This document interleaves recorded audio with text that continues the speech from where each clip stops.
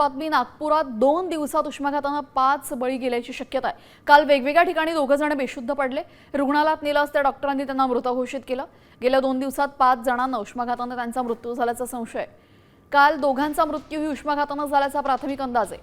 पोलिसांनी अकस्मात मृत्यूची नोंद केली असून शवविच्छेदन अहवालानंतरच खरं कारण स्पष्ट होईल। तर नागपुरात आज उष्णतेचा ऑरेंज अलर्ट जारी करण्यात आलाय।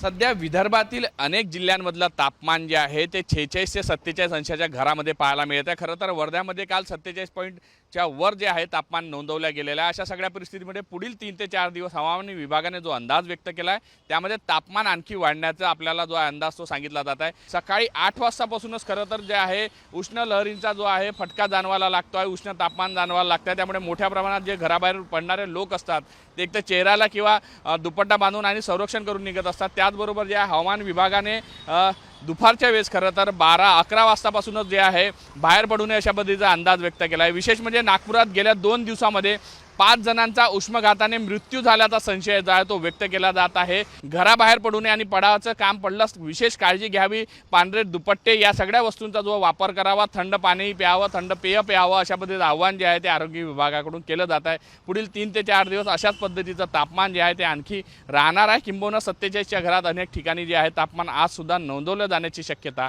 हवामान विभागाकडून व्यक्त केली जात आहे। व्हिडिओ जर्नलिस्ट सौरभ बोलेसह पराग डोबळे, साम टीव्ही न्यूज, नागपूर।